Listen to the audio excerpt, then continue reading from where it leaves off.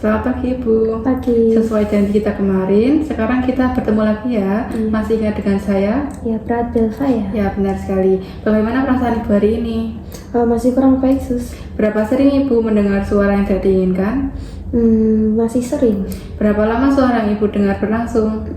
Berulang-ulang, Sus. Dari mana suara yang Ibu dengar muncul? Dari telinga saya. Seberapa keras suara yang Ibu dengar? Masih lumayan keras, Sus. Apakah Ibu yakin suara tersebut berasal dari diri sendiri atau orang lain?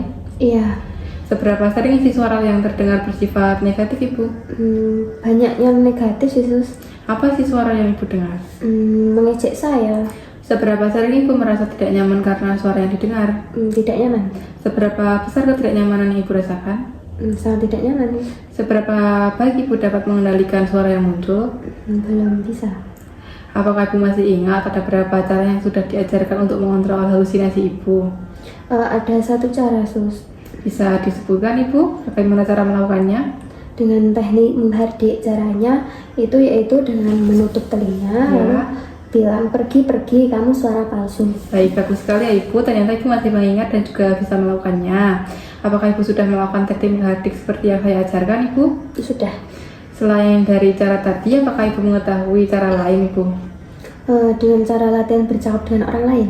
Benar Ibu, mari kita akan belajar cara latihan bercakap dengan orang lain ya.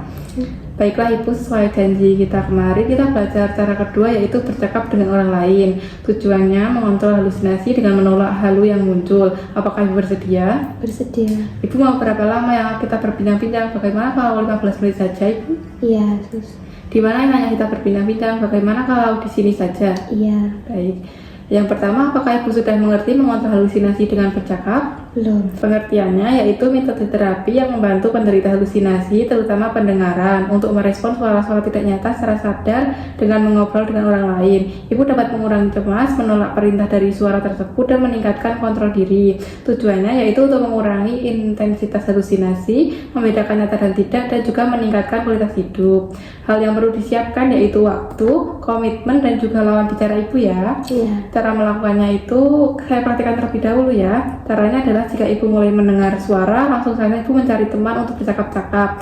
Contohnya, tolong bicara dengan saya mendengar sesuatu, atau bicara dengan saya. Sekarang coba praktikkan ya Ibu. Tolong bicara dengan saya mendengar sesuatu, ayo bicara dengan saya.